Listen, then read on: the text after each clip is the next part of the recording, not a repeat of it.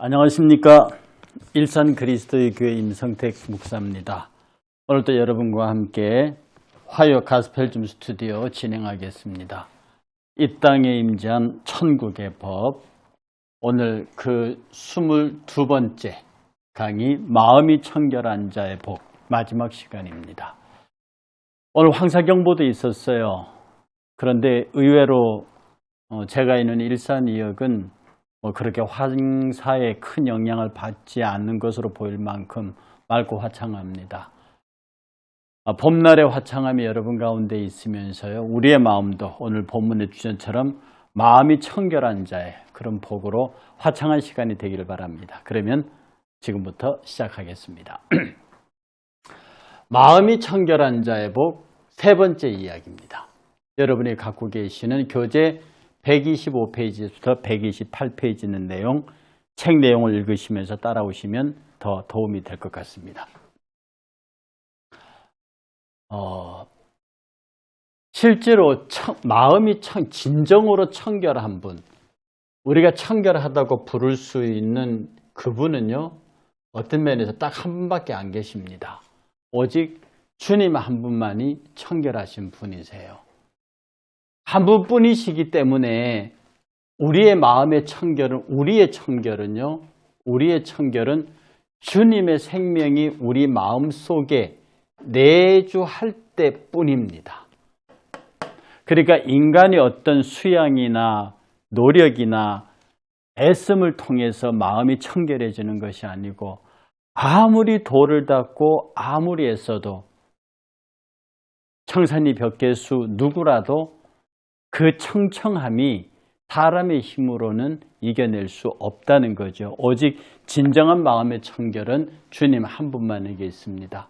이걸 구체적으로 말하면은요, 구체적으로 주님 청결한 분이 주님 한 분이시다는 말을 구체적으로 하면 곧 내주하시는 성령, 그 성령으로 충만한 마음, 성령으로 가득한 마음, 내 안에 내가 죽고 그리스도가 사시는 은혜로 가득한 마음, 바로 이런 것들을 주어질 때 우리는 그것을 일러 마음이 청결한 상태, 그리스도가 내 안에 살고 계심에 대한 확증이 있느냐, 그것이 분명하면 그 사람에게서 마음의 청결은 너무도 당연한 사실이 되어버린다는 것입니다. 성령은 하나님의 거룩한 영입니다. 한없이 그렇기 때문에 그에게는 오와 염이 전혀 없습니다. 그리고 타의 요소에 의해서 오염당하지도 않으십니다. 그래서 우리의 기도에 대하여 토하여 내치는 거죠. 토하여 내치는 그런 심정으로 기쁨에 대해서는 생수의 강의 근원처럼 넘치는 풍성함을 우리에게 제공하십니다. 그러니까 성령의 충만함은 우리 가슴 속에 기도할 때는 정말로 내 안에 있는 것을 토하여 내는 것 같은 치열함과 간절함으로, 그리고 생명이, 기쁨이 넘치는 생명에 관하여서는 끝없이 샘솟는 그런 생수의 강처럼 흘러넘치게 한다. 그래서 성령에 충만한 사람은 기쁨의 찬양과 눈물의 회개와 감사의 외침이 그 신앙생활의 주류를 이루고 있다고 하는 뜻입니다. 그 어떤 사람? 마음이 청결한 주님 한 분뿐이신 그분을 모시고 사는 사람이라고 하는 뜻입니다. 다음, 고인물은 불결해질 수 있습니다. 썩지요, 당연히. 사해, 우리가 말하는 갈릴리 바다와 사해의 차이는 뭐냐 하면, 사해는 그야말로 죽은 바다지요. 죽은 바다입니다. 그러나 갈릴리는 죽은 바다가 아니죠. 왜? 끝없이 물이 흘러내리고 흘러내려가는 물이니까. 솟아나는 샘물은 늘 청결한 것처럼요, 거룩하고 청결한 반석 예수에게서 솟아나는 물, 그 성령의 물은요, 그 성령의 임재는 끝내 오염되지 않는 생명수입니다. 그런 생명수의 근원을 가진 우리 마음이 결국은 하나님을 볼 것입니다. 결국 하나님을 본다는 말은 하나님을 내 안에 소유하는 것이란 말과 결국은 같아지는 겁니다. 내가 하나님을 본다, 근데 하나님이 내 안에 계신다. 하나님이 성령으로 내 안에 계신다. 성령 충만하다. 그래서 성령 충만한 마음이 청결한 마음이고 청결한 마음은 성령을 모신 마음이고 그 성령을 모신 마음은 곧 성령을 모시고 있기 때문에 그가 하나님을 본 사람입니다. 우리의 삶에서 간절한 경험으로 보는 것들은 어떤 면에서는 눈으로 보는 것 이상의 특이한 경험들입니다. 사실 눈으로 보는 것은요, 너무 간단하고 너무 쉽고 너무 단순합니다. 그러니 여러분의 신앙생활도 눈으로 보는 것에 증거를 삼으면요, 그 신앙은 오래가지 못합니다.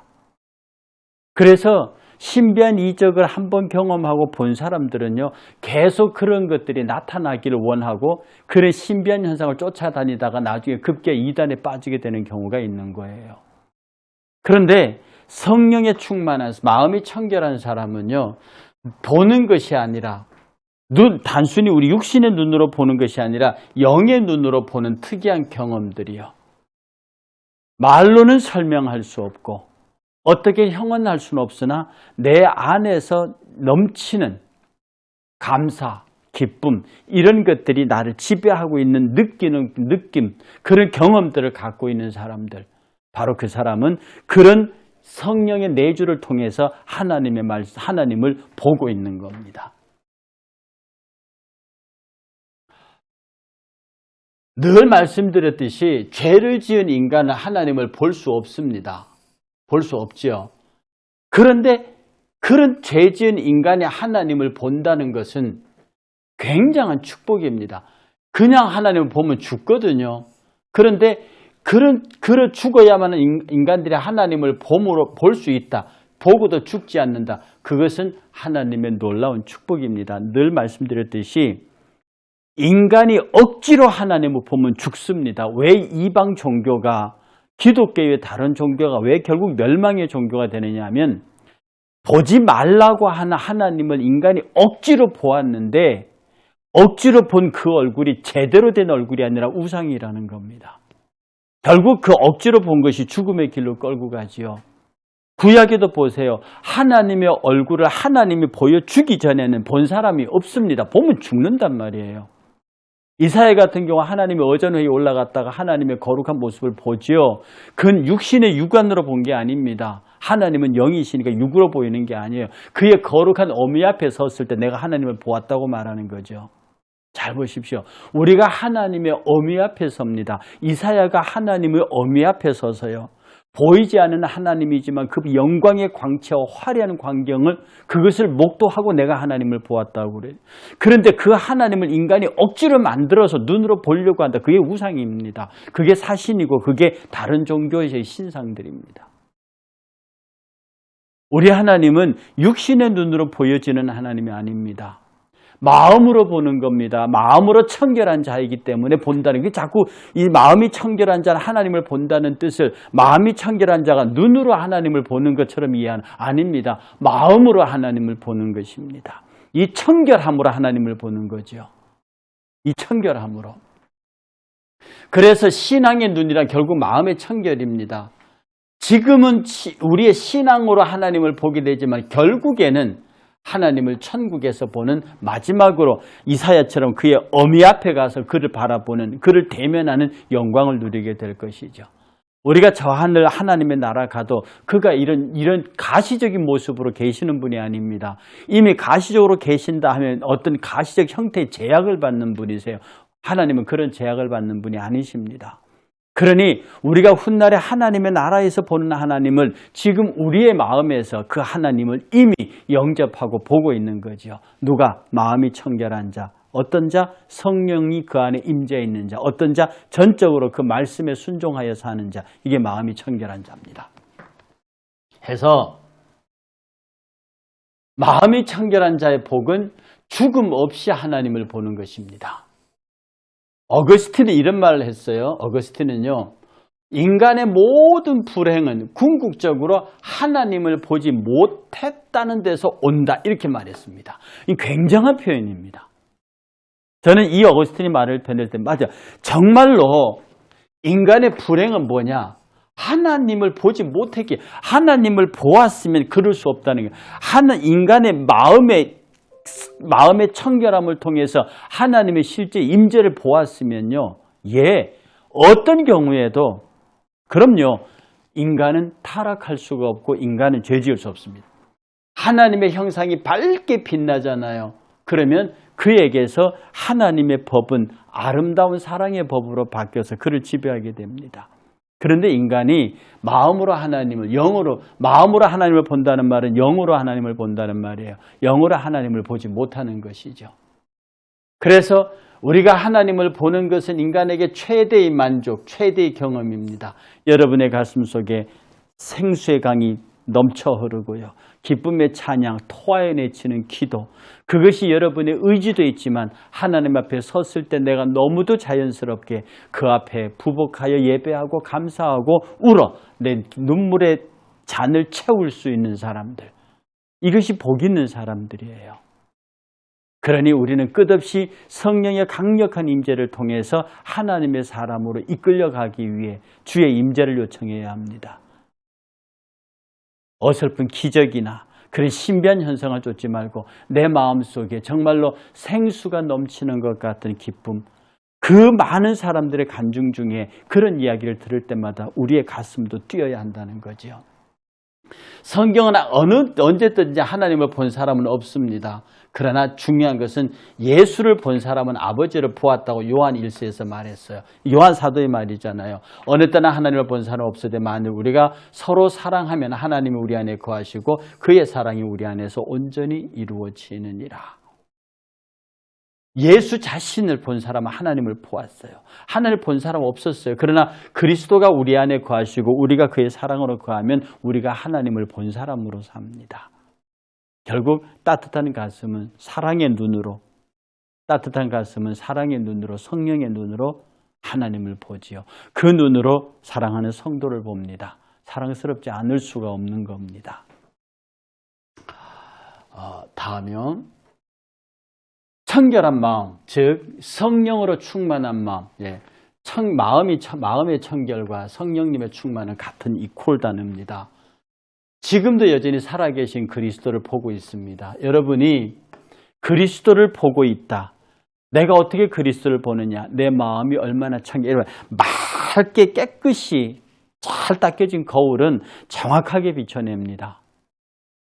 우리의 마음이 흐리잖아요. 유리가 있는데 이 유리가 깨끗이 닦여져 있으면 바깥이 잘 보여요. 우리가 그리스도를 투명하게 볼 수 있는 것은 내 마음의 창이 청결해야 합니다. 성령의 눈으로 보는 우리의 사랑의 눈이 그 창이 청결해야, 그러면 그 바깥이 너무도 투명하게 보이는 거죠.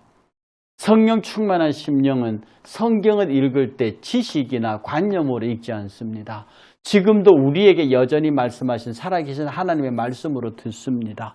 여러분들이 말씀을 읽을 때요, 이 말씀을 성경을 배우고 공부하는 지식이 되기 위해서 관념이나 어떤 그런 것을 위해서 보는 것이 아니라 생명의 양식으로 실제로 내가 이것을 읽어서 내 것을 들어서 내가 살겠다고 하는 일. 그러므로 여러분들이 예배드리고 교회 참석하고 하는 것을요, 의무로 생각하면 안 됩니다. 그것도 권리로 생각해서도 안 됩니다. 어떤 분은 예배는 특권이다 그랬거든요.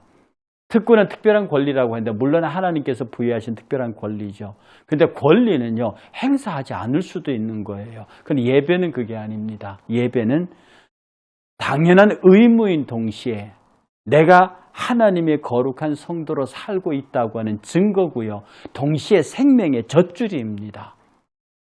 그러니 왜 예배를 힘써 모이라고 모이기를 패하는 그들 같은 습관을 쫓지 말라고 하느냐 하면, 예배는 그 예배를 통해서 끝없이 하나님의 생명의 말씀을 공급받기 때문입니다. 그러니 여러분이 이 인터넷 시간을 통해서도 하나님의 말씀을 듣지요. 모든 성도들이 모여서 같이 찬양하며 거룩한 교제를 하지요. 끝없이 계속 이런 하나님의 말씀과 접함을 통해서 하나님 앞에 쉼 없이 가까이 가야 하는 겁니다. 혹시 이 가운데요, 몸이 불편하여서 정말 내가 매주 예배와 수요 예배, 모든 예배를 다 참석할 수 있는데 내 육신이 연약해서 거리의 문제로, 교통의 문제로, 이동수단의 문제로 안타깝게 예배를 참석하지 못하는 분들이 있습니다. 정말로 제가 그분들을 귀히 여기고요. 사랑하고 축복합니다. 정말 그분들이 간절한 마음으로 이 영상 예배라도 말씀에 붙잡고요. 그렇게 사랑하면 그 육신을 연약하게 하신 이가 누굽니까? 하나님인데요. 내가 갈 수 있는데도 안 가고 참석할 수 있는데도 안 하고 할 수 있는데도 안 하는 것은 그것은 하나님 앞에 마땅히 벌받을 일이지만 내가 정말 마음에 간절함이 있으나 내 육신이 그래서 내 거리와 환경이 그래서 그 자리에 있지 못함을 안타깝게 여기는 것 분명한 것은 주의 성령께서 그 마음을 읽어주시고 그 마음의 눈으로 당신을 보게 하실 것입니다. 그러니 중요한 것은 여러분의 육신의 연약함이 문제가 아니라 여러분의 마음의 눈이 주를 향하고 있다고 하는 청결함, 그것이 중요한 겁니다. 내가 몸이 건강했으면 저 예배에 참석했을 텐데 안타깝다. 그 마음을 하나님께서 귀히 여기신다는 뜻입니다. 예. 또 성령 충만에 내 마음이 청결한 사람은 기도할 때 이렇게 관념적 독백이나 습관적 이런 사람들의 불성실한 중얼거림 이런 것과는 달리요. 정말 살아계셔서 직접 말씀하시는 주님과 대화하는 것처럼 아주 생생한 기도를 하게 됩니다. 왜냐하면 내 안에서 하나님의 깊은 것까지를 통달하시는 성령께서 내 안에서 하나님의 이야기를 하시고 내 이야기를 들으시는 겁니다. 영은 영을 통달하듯이 하나님의 영은 하나님의 영으로 통달합니다. 그러니 그 하나님의 깊은 것을 통달하시는 성령께서 우리에게 우리의 이야기를 들려주시고 하나님의 이야기. 그러니 그 대화가 기도는 대화입니다. 내가 하나님 앞에 끊임없이 말하고 있으나 내가 지금 말하는 그 순간에 끊임없이 주의 성령은 내게 말씀하십니다. 알았다. 그래 알았다. 끊임없이 내 기도에 응답하시고 내와 대화하시는 그 힘 있는 생동감 있는 그런 생생한 기도가 우리 가운데서 이루어진다. 그래서 복음은 공허한 언어와 사상의 그런 표현들이 아닙니다. 그래서 복음을 쓸데없이 철학적으로 이렇게 미학적으로 풀어갈 이유가 없습니다. 원색 그대로 있는 그대로 전파함으로 그 말씀이 부딪혀서 깨어질 건 깨지고 바뀔 건 바뀌면서 원색적인 성령의 메시지가 그대로 드러나게 하는 것, 이게 복음입니다. 그러므로 복음을 사람이 핸들링하려 해서는 안 된다고 하는 거예요. 청결한 마음은 고상한 감성과 치밀한 이성의 작품도 아닙니다. 많은 경우 어떤 분위기나 어떤 그런 것으로 청결한 마음을 유도해내려고 하는 그런 경향들을 가끔 봅니다. 복음이라고 하는 것은요, 우리를 구원하신 살아계신 하나님의 능력입니다. 유대인들은 복음을 꺼리끼고요, 헬라인들은 복음을 어리석다고 말하지만 우리에게는 구원을 주시는 하나님의 능력입니다. 그리고 이것을 위해서 당신의 몸을 버리신 그리스도의 실제지요. 믿음은 우리의 실상이요 바라는 것들의 증거입니다. 보이지 않는 것들의 증거니 모든 믿음의 선진자들이 믿음으로 증거를 얻었습니다. 그러면 여러분들도 믿음으로 예수 믿는 것에 대한 증거를 얻으셔야 합니다. 여러분이 예수 그리스도를 주로 고백하고 그를 받아들이는 순간에 여러분의 안에는 주의 청결의 작업이 시작됩니다. 그 믿음의 증거와 실상들을 통해서 하나님을 보게 될 것인데요. 이 믿음의 강도, 믿음이 세냐 약하냐 하는 것은 마음의 청결의 강도와 마음의 청결의 정도, 마음의 청결의 강도와 직결되어 있습니다. 믿음의 무게가 마음의 청결의 정도를 깨닫게 한다는 말이거든요. 그러니 여러분이 갖고 있는 믿음의 무게가 도대체 어느 정도인지, 태산과 같은 믿음의 무게를 갖고 있느냐? 이 태산과 같은 믿음은 하늘에 닿을 정도의 마음의 청결로 우리를 이끌 것이고 그곳에서 우리의 성령의 거룩한 눈으로 하나님을 배우게 될 것입니다. 그러니 여러분의 믿음이 태산 같아야 합니다. 그럼요, 담대하게요. 여러분의 믿음이 정말로 어떤 것에도 흔들리지 아니하고 말씀에 순종하고 명령에 실천하고 그리고 주의 뜻을 기다리는 그런 아주 대범하고도 담대한 태산 같은 믿음이요. 내게 산 같은 믿음을 주시옵소서. 그 산이 여러분으로 하여금 그 산 같은 믿음이 영광의 주를 배우게 할 것이라는 뜻입니다. 마음이 청결할 때 살아계시는 주님의 내주하심은 아주 명쾌해집니다. 여러분 있잖아요. 하나님이 내 안에 계시는지 안 계시는 건지 그런 것이 여러 가지 모양으로 의심스럽고 할 때 여러분들 어떻게 하냐면 주님의 내주를 늘 점검해야 합니다. 여러분, 주님이 지금 내 안에 계시는가를 매일 아침 점검하셔야 합니다. 매일 아침과 저녁에 주님의 임재를 점검하셔야 합니다. 낮에는 바쁘게 돌아다니다 보면 그런 것을 할 수 있는 여유를 잃어버릴 수도 있어요. 잃어버리면 안 되는데, 그러나 우리는 아침과 저녁마다 하나님, 오늘 하루 나와 함께 하시기를 기도합니다.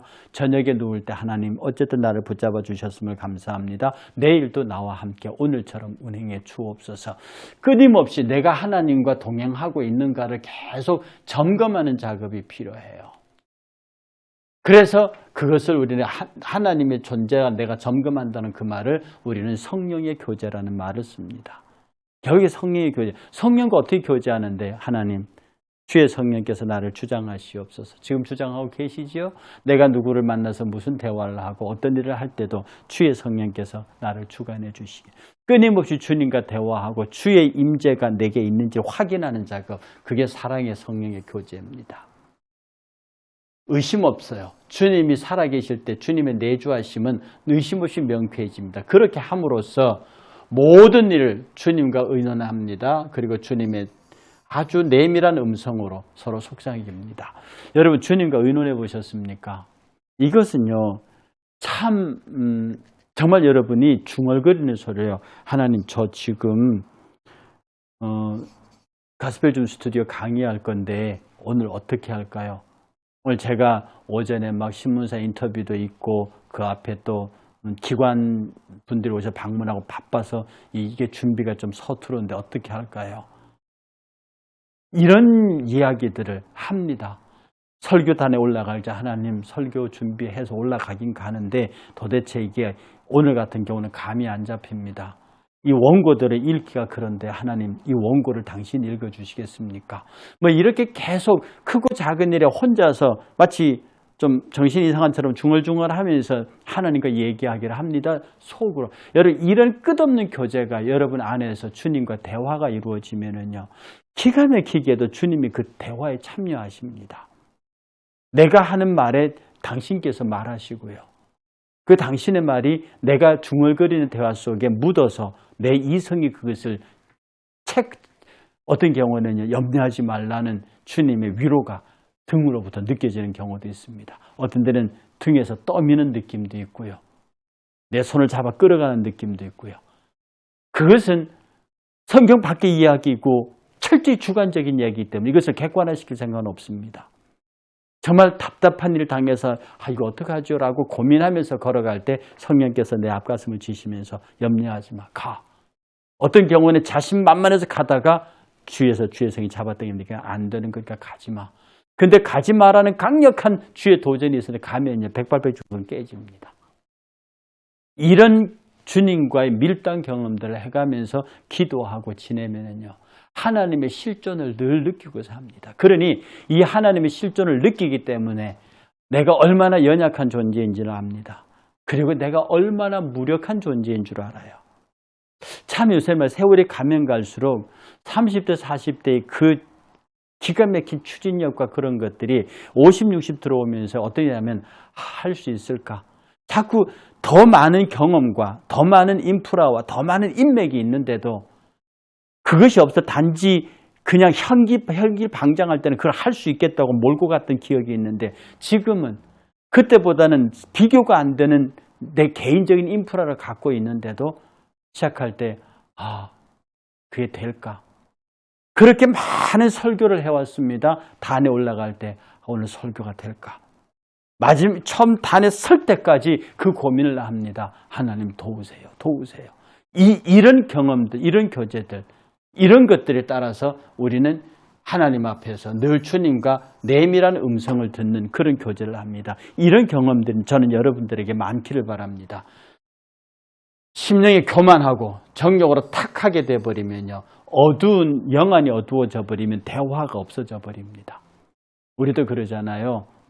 우리 부부간에도 그렇고 자녀간에도 대화가 단절되면 그것이 참 불행을 갖고 오잖아요. 우리 많이 경험하는 겁니다. 대화의 단절은 불행을 가져옵니다. 주의 성령과의 대화의 단절은 성령께서 불행해지시는 게 아니라 우리가 불행해집니다. 왜냐하면 당연히 그로부터 공급되어야 하는 그의 뜻이 우리에게는 어두워지기 때문에 그렇습니다. 다음, 스펄전은 이렇게 말했어요. 마음이 청결치 못함이 영적 소경의 제일 원인이다. 참 이거 있잖아요. 스펄전 목사님의 명언들이 참 많이 있지만 하나님을 어떻게 보느냐 그 설명할 필요 없어요. 설명이 되지도 않아요. 다만 우리가 주목할 것은 마음이 청결한 자는 하나님을 본다. 이 한마디만 여러분들이 집중하면 됩니다. 어떻게 하나님을 보지? 하나님을 본다는 게 무슨 의미야? 제가 지금 이걸 부지런히 설명하고 여러분을 이해시키려고 하지만 사실은 그게 무익한 노래입니다. 무슨 말을 하려고 이렇게 많은 애를 써서 이 타임을 3번째까지 끌고 오느냐? 단 하나의 결론을 다시 여러분의 가슴에 확실히 받기 위해서입니다. 마음이 청결하면 하나님을 본다. 이 한마디를 여러분의 영으로 이해시키기 위해서 그렇습니다. 뭐 이렇게 장황한 설교가 됩니까? 마음이 청결하면 하나님을 본대. 그 주의 성령이 내 안에 계시면 그 따뜻한 사랑의 눈으로 하나님을 보게 된대. 그건 저절로 보인다. 왜냐하면 당신이 보여주시니까. 우리가 아무리 보려도 안 보여. 여러분이 어떻게 하나님을 보느냐, 설명되지도 않습니다. 당신이 보여주기 전까지는 안 보이는데요. 그러니 내가 주여 내 안에 오시옵소서, 나를 지배하시고 내 안에 주인이 되셔서 내 왕좌에 앉으십시오. 그 일이 이루어지는 순간에 주가 내게 보입니다. 형상으로 내 육신의 눈으로 보이는 게 아니라 마음의 사랑의 눈으로 주가 보인다고요. 그가 끊임없이 내 삶에 개입하시는 것을 경험하게 됩니다. 이게 신앙생활입니다. 하나님을 보게 되는 구체적인 방법이 어떻든지 그건 우리가 상관할 바. 그러니까 자꾸 사람들이 하나님 봤냐 이라고 해. 늘 구체적인 증거를 얘기해. 그것만큼 어리석은 게 없고 그것만큼 위험한 게 없습니다. 하나님 인간을 못 본다니까. 인간이 하나님 못 본다니까. 보면 죽어요. 억지로 본 것이 이방 우상들이라고 그러잖아요. 그렇게 되면 망합니다. 당신이 보여주실 때만 우리가 볼 수 있다니까요. 그러니 우리가 어떻게 하나님 보냐? 하나님 보여줘야 보는 거예요. 인간 편에서는 방법이 없습니다. 인간 편에서는 딱 하나, 청결한 마음, 사랑의 눈을 갖는 겁니다. 내가 사랑의 눈을 주님으로부터 갖는 순간에 그 눈을 뜨면 저절로 하나님이 보이는 거죠. 그 눈은 하나님만 볼 수 있는 눈이니까. 청결한 마음으로 하나님을 본 사람이 장차 천국에서 하나님의 얼굴을 뵙게 될 것입니다. 그러니까 지금 여러분의 마음에 성령의 눈, 사랑의 눈으로 하나님의 아름다운 형상을 경험한 분들이 영원토록 구체적으로 그의 영광의 빛을 볼 수 있는 사람들이라는 뜻입니다. 다음,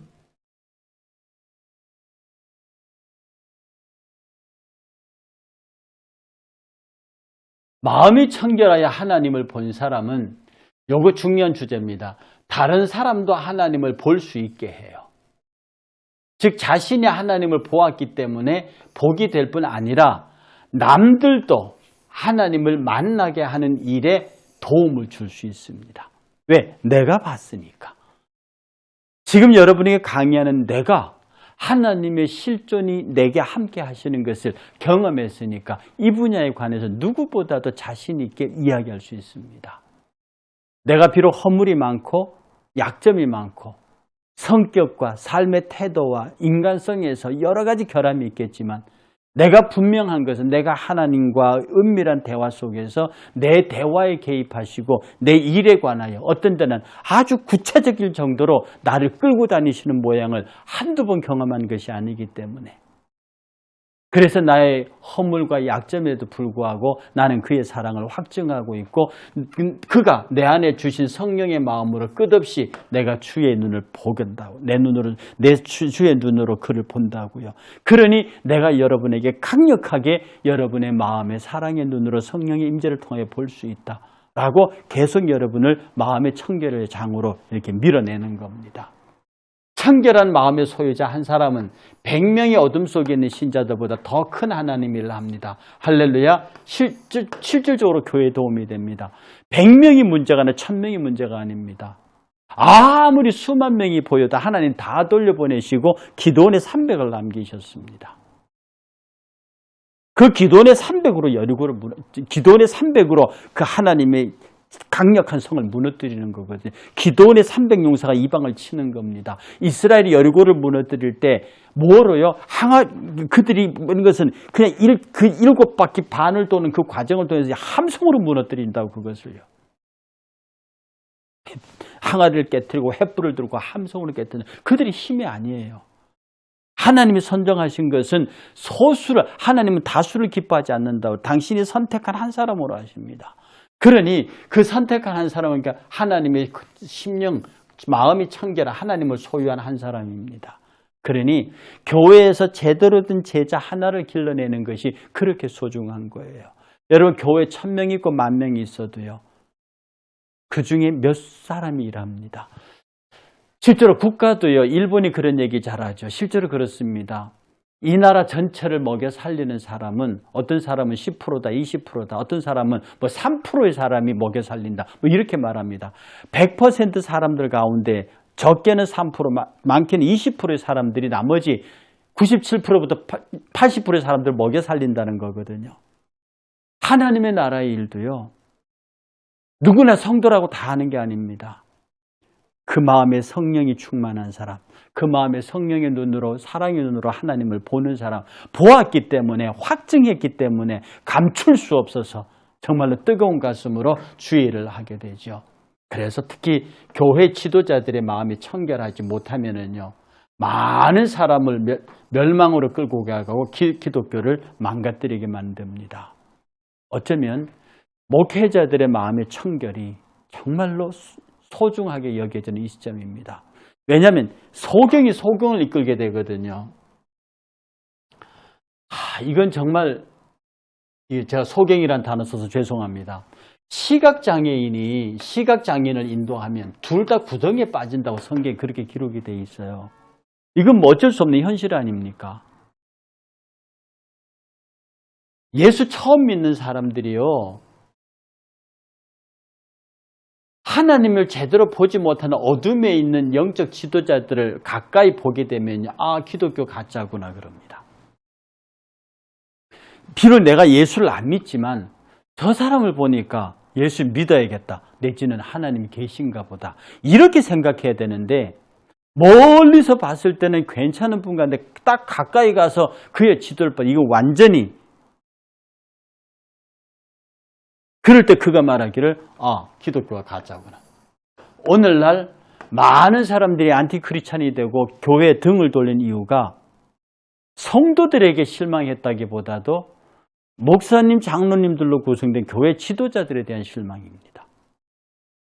이것이기 때문에 만약에 여러분들을 보고 어떤 사람이 당신 같으면 당신이 믿는 하나님은 참 좋은 분 같아.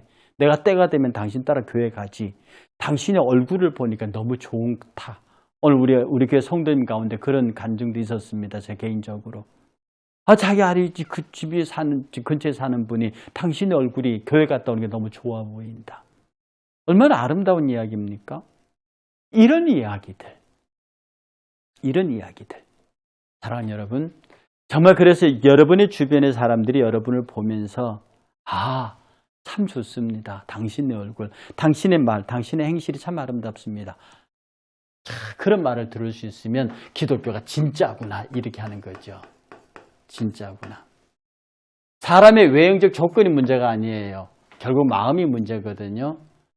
그 마음의 생각이 이러하면 그 사람도 이러하기 때문에 그 생각이 악하면 그 사람이 악한 사람이기 때문에 그 사람이 우리에게 악한 마음을 먹고 마시라는 친절을 보일지라도 그 마음은 우리와 함께하지 않습니다. 그러니 그 사람의 마음의 상태를 정확하게 읽어내는 신앙적 역량. 이것은 여러분의 마음이 청결할 때 트럼프가 그랬다면 딱 3초 안에 다 알아낸다면서요. 저는 그 틀린 얘기 아니라고 생각합니다. 그의 살아온 세월의 경륜과 그쪽 분야에서 자기와 함께할 사람인지 아닌지를 3초 안에 결정이 내는 거 그건 별로 어려운 일이 아니라고 생각합니다. 우리 영적인 사람들도요. 상대가 아무리 친절하고 다정하게 나오더라도 내가 영적으로 교류할 사람인지 안 할 사람인지를 3초 내에는 파악할 수 있는, 왜? 그건 영의 눈으로 보기 때문에 그렇습니다. 마음이 청결하지 못하다면 아무리 많은 것을 가졌어도요. 그것 중에 하나라도 자랑할 수 없으면 자랑해서도 안 됩니다. 오직 하나님의 형상인 빛일 만큼 청결한 마음을 가졌다는 그것을 자랑해야죠. 여러분의 마음이 청결하지 못해서 마음이 늘 탐욕과 계산적이고 세속적이고 그런 것들로 향하고 있는 크리스찬이라고 하면 그 사람은 갖고 있는 자기의 것을 자랑하면 곤란합니다. 오직 그리스도인들이 자랑할 것은 내가 주님을 바로 딱 볼 수 있는 마음의 청결한 눈을 갖고 있다. 이것을 자랑해야 한다고 하는 뜻입니다. 여러분 저기 양주삼 목사님이라고 이 강의 들으시는 분이 감리교 목사 성도들은 다 아실 텐데요. 이 양주삼 목사님이 한국 감리교 초대 감독이십니다. 그 감리교에서는 장로교 측의 총회장을 감독이라고 그래요. 그 초대 감독이 양주삼 감독인데요. 이분이 8년간 초대 감독을 하다가 임기 마치고 후임을 뽑는데 2일간 계속 투표를 했는데도 못 뽑았어요.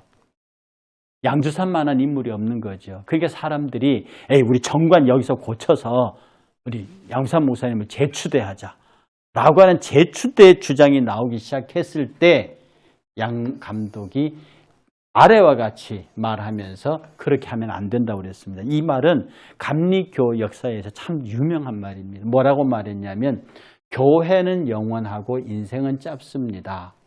보잘것없는 인간을 중심으로 신성한 하나님의 법, 교회법이죠. 그걸 고친다면 기독교 조선 감리회의 앞날은 위에서는 불미스럽고 사람 있을 때마다 법 바꿀 거니까 불미스럽습니다.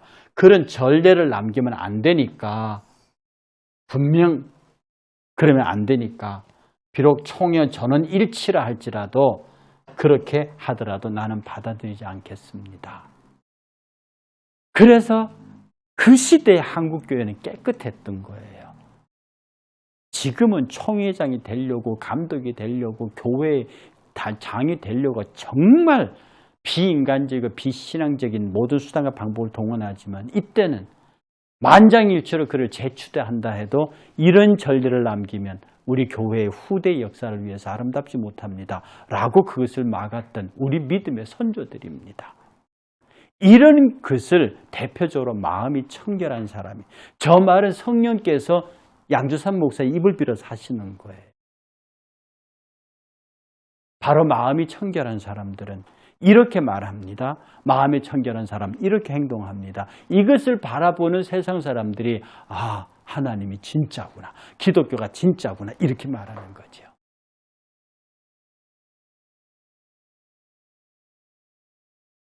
그리스도인은 세상의 빛입니다.